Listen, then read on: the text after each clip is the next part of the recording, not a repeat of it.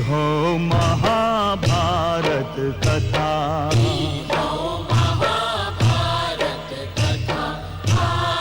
महाभारत कथा।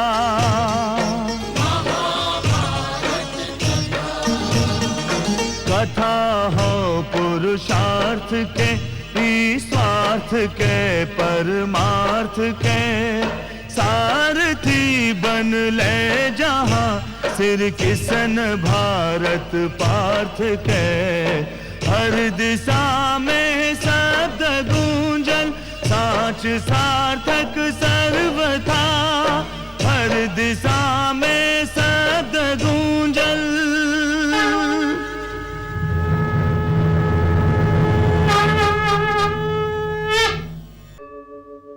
यदा यदा हि धर्मस्य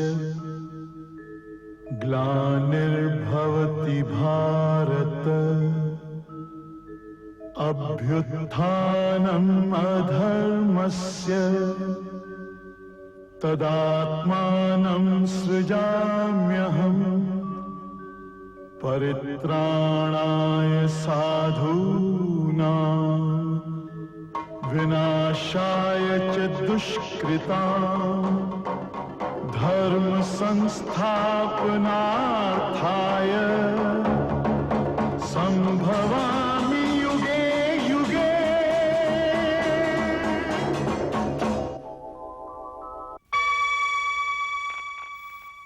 हम समय है अनिशाल के पांडव सबके साथ ही कोनो लड़ाई ना रहे। वो केवल इतना जानत रहे कि श्री कृष्ण पांडव लोग के दुख के आपन दुख समझे ले। श्री कृष्ण रुक्मणी के स्वयंवर के अवसर पे ओकर भाई राजा शाल्व के वध कर देले रहन और वो ई पुरान हिसाब चुकावल चाहत रहे। ऐसा ना रहे कि अनुशाल पांडव के असीम शक्ति और श्री कृष्ण के अपार लीला से परिचित ना रहे, किंतु वो आपन मन में छिपल मनोकामना के हाथे इतना विवश हो गई कि पल भर खातिर वो पांडव और श्री कृष्ण के चिंता भी भुला देलस। ओकर ई मनोकामना के हमरा सिवा और केहू नइखे जानत। बाकी मनोकामना इतना प्रबल रहे कि अनुशाल के पांडव परिवार के ज्येष्ठ बधू पद्मावती के अपहरण के जघन्य अपराध करे पड़ल।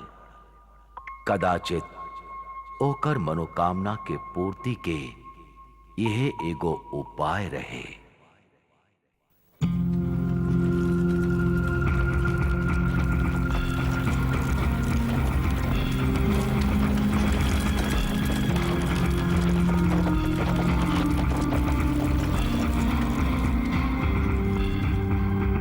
सैनिक लोग, शाम कन अशोक के देखभाल कल जाए और कोनो भी बाहर से आवे वाला व्यक्ति एकरा पास ना आवे पावे। आई देवी।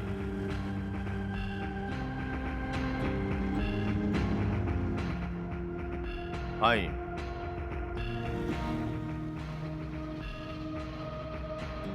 देवी, अनुशाल के भव्य नगरी में आपके स्वागत पा। विश्वास करिए, आप यहां उतने सुरक्षित रह जितना सीता जी रावण के अशोक वाटिका में रही। आई, संकोच मत करिए।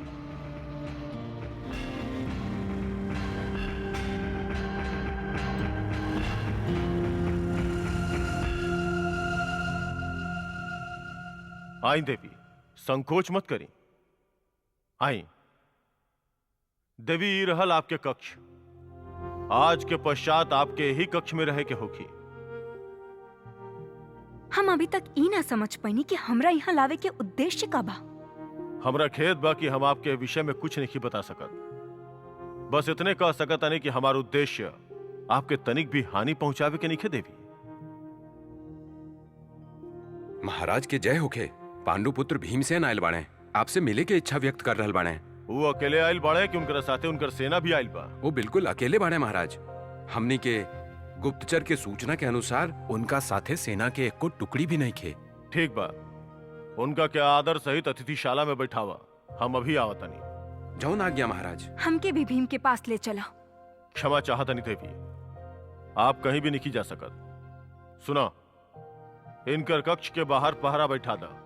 जौन आज्ञा महाराज।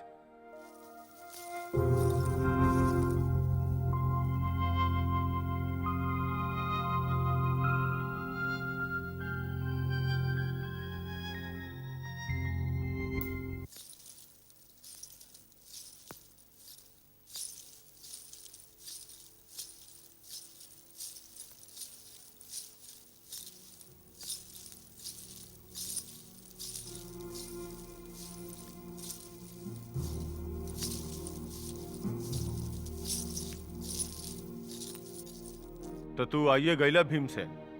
हाँ, हम अकेले ही आयल बनी और निहत्था भी। ये तो अपन जीवन के पहला बुद्धिमता के कार्य कैले बड़ा भीमसेन।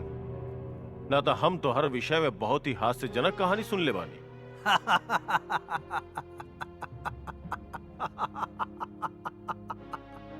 पांडव परिवार के तहरा से कौनो बैर नहीं खे। हमने कभी तहरा के कौनो क्षति नहीं की पहुंचीले और ना ही हमने तहरा से युद्ध कैल चाहतन। तू दोनों बात बिल्कुल ठीक कहला भीमसेन। तू लोगों के हमनी से कोनो बैर नहीं खे और ना ही तू लोग हमरा के क्षति पहुंचोले बड़ा। और रहल प्रश्न युद्ध के, तो युद्ध हमहू नहीं की कैल चाहत। तो फिर तू भाभीश्री और श्याम कर्ण आंसू के अपहरण काहे कैले? ये नीचता के उद्देश्य का रहे। कबो कबो विवशता भी नीचता के कारण बन जाला भीमसेन। पहले तो ये बतावा कि तू चाहत का बाड़ा? हम चाहतानी की बात यही जे समाप्त हो जाए। अनुशाल, हमने तहरा के तका हमने केहू के अपन शत्रु ना समझीला। हमने मित्र बनावल चाहतानी। ऐसे तू श्याम कर्ण अश्व और भाभी श्री के हमरा हवाले कर दा। बस इतना सा बात भीमसेन? हमरा स्वीकार बा। तू श्याम कर्ण अश्व और अपन भाभी श्री के ले जा सकेला, किंतु एकरा बदला में तोरा हमरा के कुछ देवे के होगी। हमरा स्वीकार बा। सोच ली भीमसेन। तू बतावा तो सही, तहरा का चाहिए? लेन देन तो व्यापार के दूसर नाम है भीमसेन। कुछ लेवे खातिर कुछ देवे के ही पड़ेला। तोहरा श्याम कर्ण अश्व और अपन भाभी श्री चाहिए ना? हाँ। तो ले जा दोनों के, किंतु ये दोनों के ले जाए से पहले वासुदेव के हमरा हवाले कर दा। का? हाँ भीमसेन, हमरा वासुदेव चाहिए, जौन हमार भ्राता श्री साल्व के वध कैले रहे। तू वासुदेव के हमरा के दे दा और अपन भाभी श्री और अश्व के ले जा। तार बुद्धि तो भ्रष्ट नहीं क्या हो गई? तू जाना ताड़ा कि तू का कह रहल बड़ा? हम भली भांति जानता नहीं कि हम का कहता नहीं। सोच ला भीमसेन, एगो व्यक्ति के बदले दू गो वस्तु। सौदा महंगा नहीं खे। परंतु ये कैसे हो सकेला? ये नहीं खे हो सकत। ये नहीं खे हो सकत। तो श्याम कर्ण अश्व और अपन भाभी श्री से हाथ धोला। दुष्ट लोग, तू चाहता कि हम वासुदेव के तारा हवाले कर दी? हम अभी तक नम्रता और सज्जनता से काम लेते रही। कदाचित ही सोच के तारा के सद्बुद्धि जाग जाए, बाकी तू धूर्तता पे उतर आयल बड़ा। तो छोड़ दा नम्रता और सज्जनता, दिखावा अपन भुजा बल। बाकी मत भूला कि कर्ण वधु अभी भी हमनी के पास बड़ी। तहार कोनो मूर्खता उनका खातिर घोर संकट बन सकेला भीमसेन। हम तोहरा के एक सप्ताह के और समय देता नहीं भीमसेन। जाके कह दिया अपन वासुदेव से कि वो हमारा सम्मुख आके आत्मसमर्पण कर देवे। हम श्याम कर्ण अश्व और कर्ण वधु दोनों के वापस कर दे। किंतु यदि एक सप्ताह के उपरांत वासुदेव यहाँ ना आयल, तो फिर जे भी होगी ओकर उत्तरदायित्व तो तोहरा पे और वासुदेव पे होगी।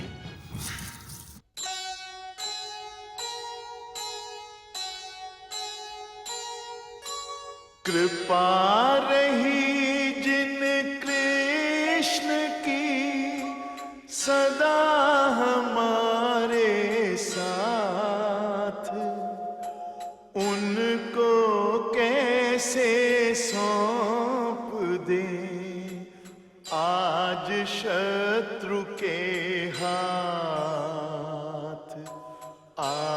शत्रु के हाथ।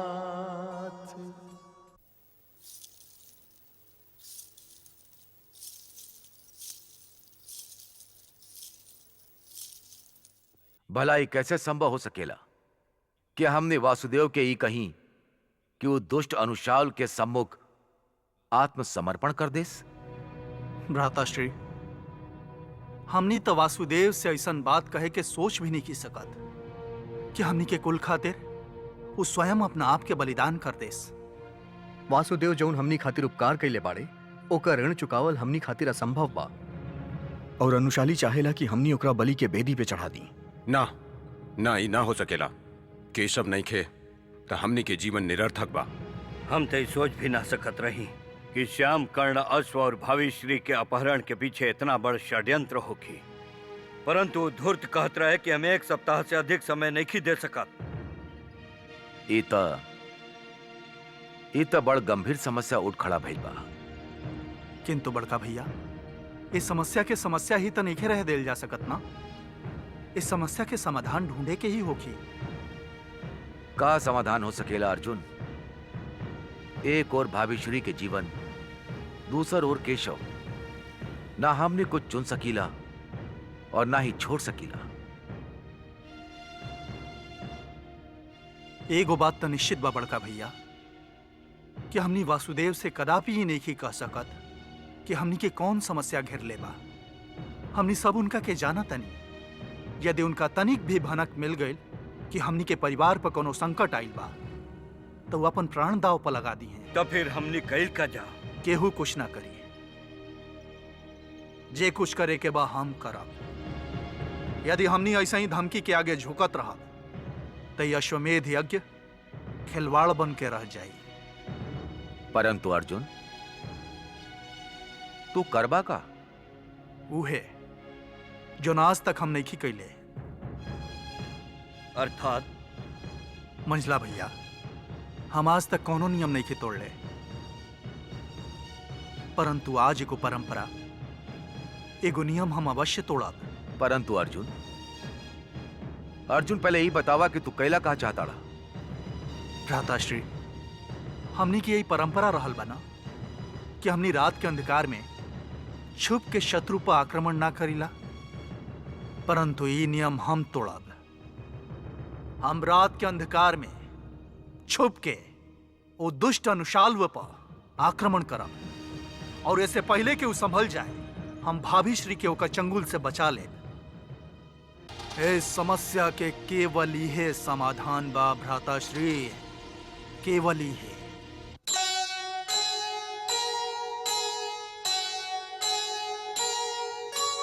अर्जुन ने तय कर लिया, आया कठिन प्रसंग,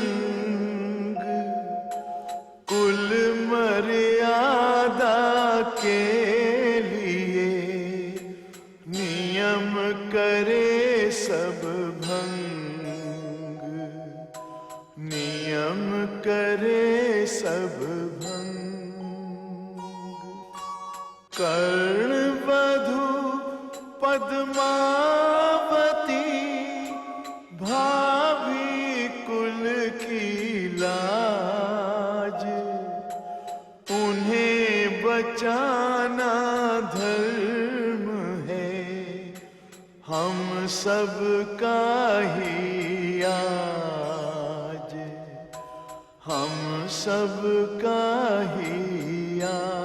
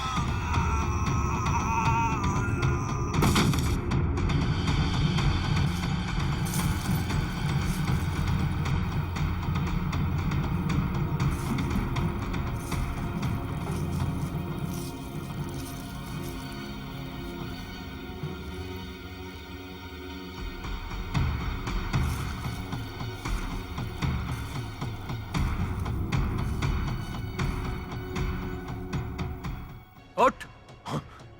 अर्जुन तू? हाँ, हम अर्जुन, कुंती पुत्र अर्जुन, तोरा के तोर निर्लज्जतापूर्ण अपराध के दंड देवे आइल बानी। एगो सूतल अचेत और निहत्था के छाती पे खड़ग रख दिहल वीरता के प्रमाण ना हा अर्जुन। आज हमरा के पता चलल कि हम तोहरा विषय में वीरता के जौन कहानी सुनले रही वो सब झूठा, बिल्कुल झूठ। धूर्त, ये तू कहता रे जौन एगो असहाय और विधवा नारी के अपहरण करे के पाप की लेबा। तोरे कायरता के देख के त स्वयं कायरता भी लज्जित हो गई होगी। तू अपना आप के राजा समझता रे? अरे तू तो एगो चोर बड़े चोर, जे सभे के आंख बचा के हस्तिनापुर से एगो अश्व चुरा के भागल बड़े। तू अपन राज्य, अपन सिंहासन और अपन मुकुट सबके अपमान कैले बड़े, और हम एकर दंड तोरा के अवश्य दे, अवश्य। अर्जुन, ए समय हम निहत्था बानी, ना तो हम तोरा के अवश्य बता देती कि हमार ही महल में आके हमारा अपमान करे वाला के परिणाम का हो खेला।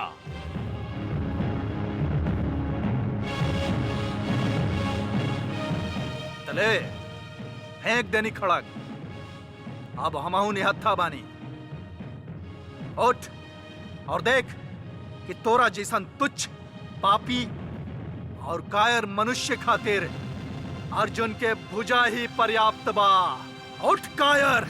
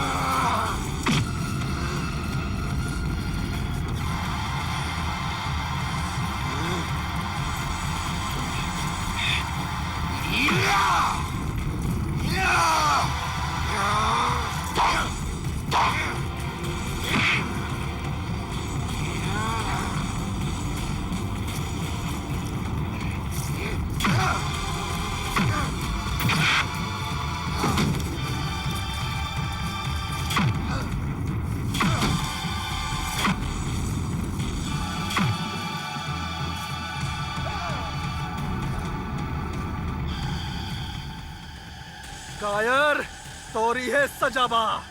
रुक जा अर्जुन।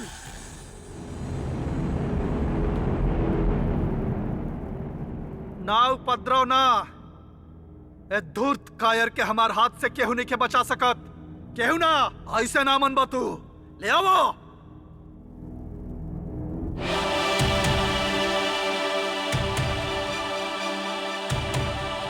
अर्जुन, यदि हमार भांजा के खरोच भी आयल तय नारी के प्राण शरीर से मुक्त हो जाई।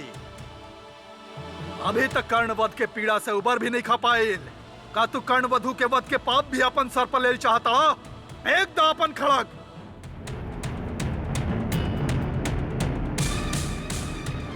ना अर्जुन ना, मत मानिए ई पापी के बात। हमरा खातिर कुल के मर्यादा पे आंच मत आवे दिहा। हम कहता नहीं फेंक दे उ हथियार, ना तो जीवन भर पछतैबे।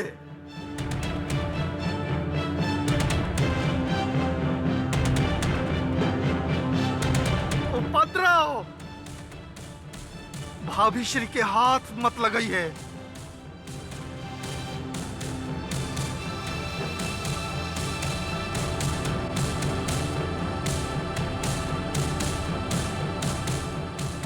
सैनिक लोग बंदी बना रहे दुष्ट के।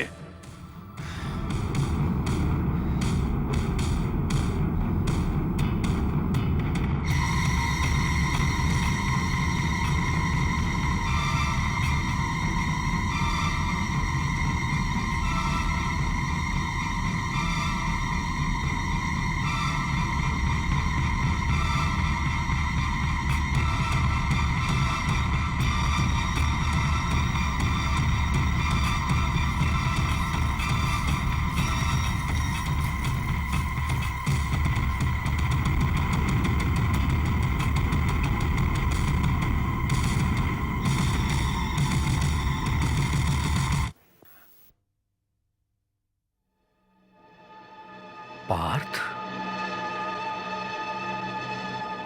का भइल केशव? हमार पार्थ संकट में बा सत्यभामा। हमके यही समय जाए के पड़ी।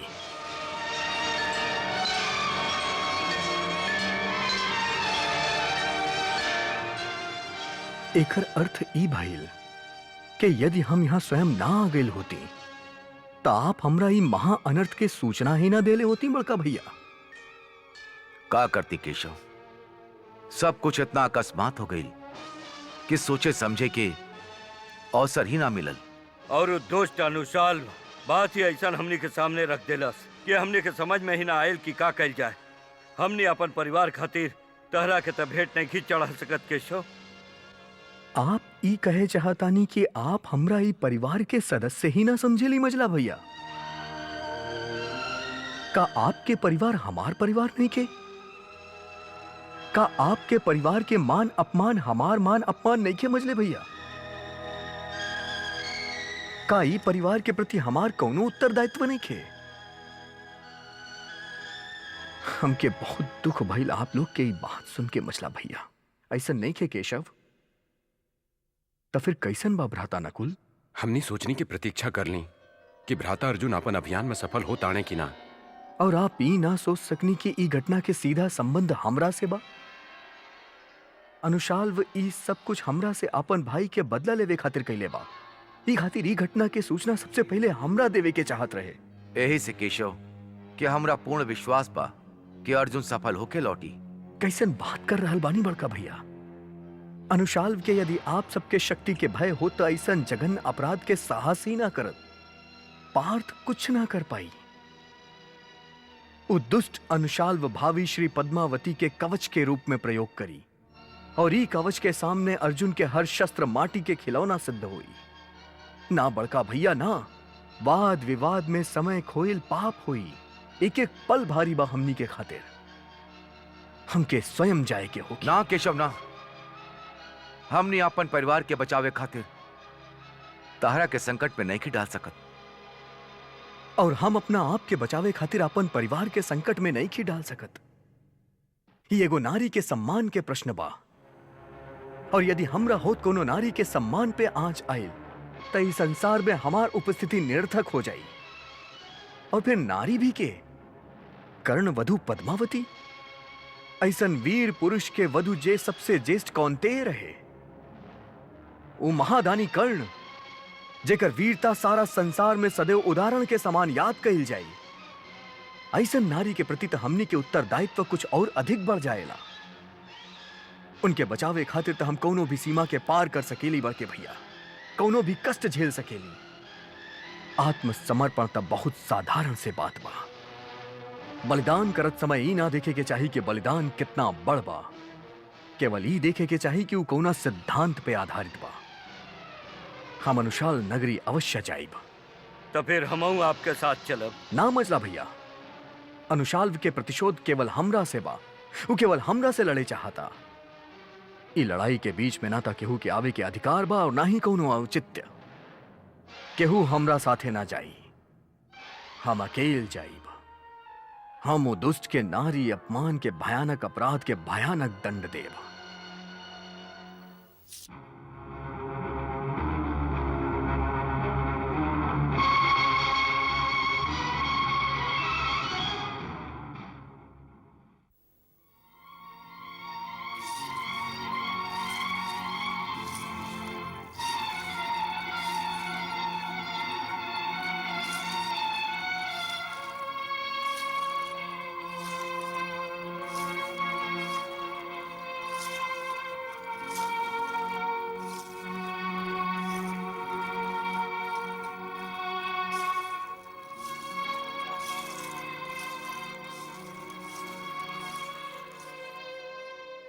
प्रणाम भ्राताश्री।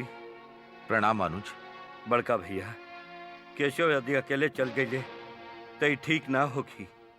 हाँ भीम, ठीक तो ना होगी, परंतु ते बात अच्छा तरह जाना ताड़ा कि केशव एक बार जौन ठान लेवे ले उहे करे ले। केशव के भला के रोक सकेला?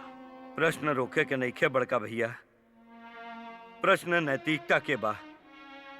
वो हमनी के एगो परिवार के सदस्य हमनी के भावी श्री खातिर स्वयं के संकट में डलले बाड़े और नैतिकता कहता कि यह समय हमनी के उनका साथे ही रहे के चाहिए।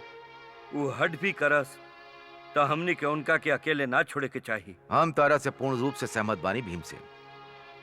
यद्यपि केशव पे कोनो प्रकार के संकट आवे के प्रश्न ही नहीं के उठत, काहे कि केशव ता स्वयं ही सभे के संकट के निवारण करेली। किंतु हमने के नैतिक कर्तव्य बा भीमसेन कि हमने उनका क्या अकेला ना छोड़ी। बड़का भैया, अब विलंब कैले बिना हमने के अनुशाल नगरी की ओर प्रस्थान करे के चाहिए। अवश्य भीमसेन, अवश्य। हम तहार आभारी बानी भीमसेन कि तू ठीक समय पे ठीक परामर्श देला। आवा।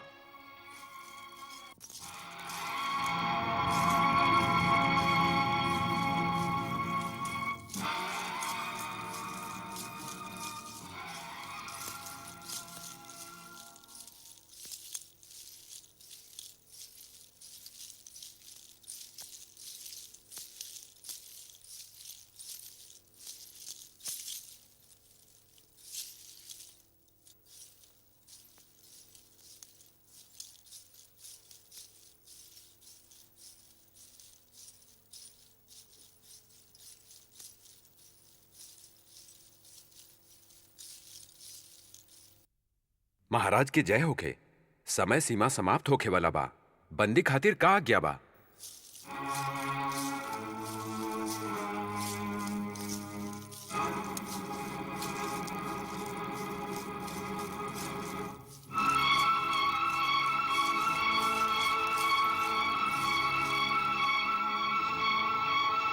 आवा वासुदेव आवा। अनुसाल अपन भव्य राज सभा में तोहार स्वागत करा था। हमके केवल इतना बतावा कि तू चाहत का बड़ा। चाहत तो हम बहुत कुछ बानी वासुदेव, परंतु सब कुछ एक साथ नहीं बता सकत। सबसे पहले हम तोहरा के याद दिलावल चाहतानी कि तू हमार भ्राता श्री साल के वध कैले रहा, जन हम आज तक नहीं भुलाइल और ना ही कबो भुलाई। हमके याद बा और तहरा भी याद हुई कि शाल्व के वध हम काहे कैले रहनी। दुष्चरित्र, पापी और कुकर्मी सबके वध कैल त हमार धर्म हा अनुशाल। देखो देखो भांजा, देखो आत्मसमर्पण करे आइल बा और अकड़ ऐसे रहल बा जैसे हमनी से कर ऐठे आइल होखे। व्यर्थ के बात में समय नष्ट मत करा अनुशाल। ई मत भूला कि तू एगो देवी समान स्त्री के अपहरण कैले बाड़ा, वो भी छल और कपट के द्वारा। हम तो खाली एक बार छल कैले बानी, एक बार। अरे तोहार तो सारा जीवन छल और कपट के कहानी है। तोहार छल और कपट की गिनती कैल जाए तो कई युग बीत जाए वासुदेव।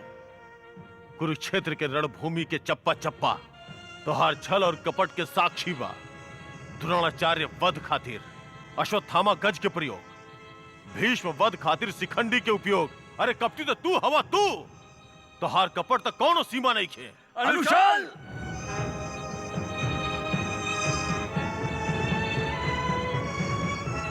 तू दुर्योधन के जंघा के ओर संकेत करके का छलना कैले रहा।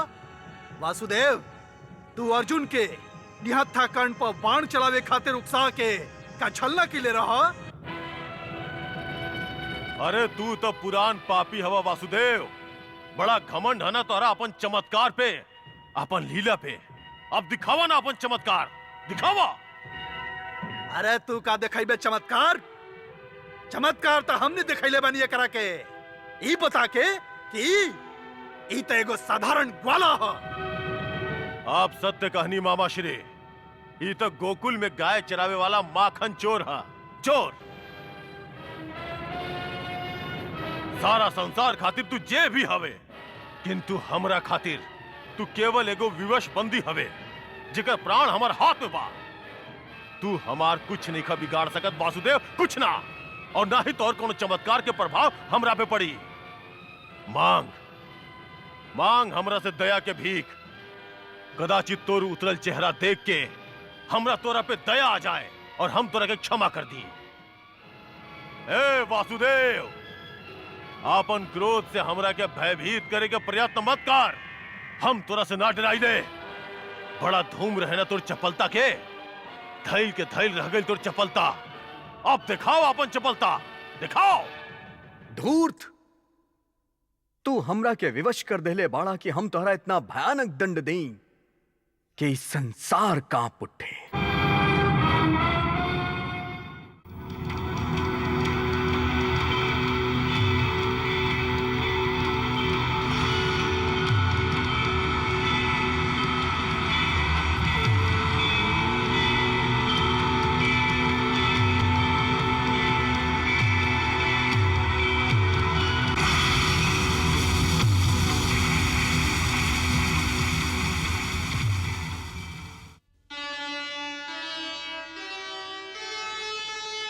ज्यों ही देखा कृष्ण को बढ़े शत्रु के ठाठ, धारण केशव ने किया त्यों ही रूप विराट।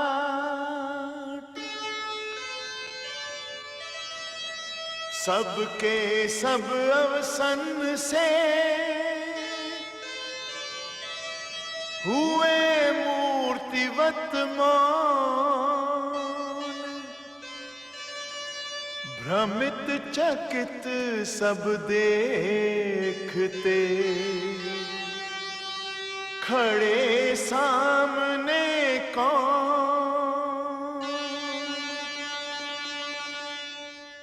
सीख हम बीते युगों से नए युग का करें स्वागत, करें स्वागत, करें स्वागत, करें स्वागत।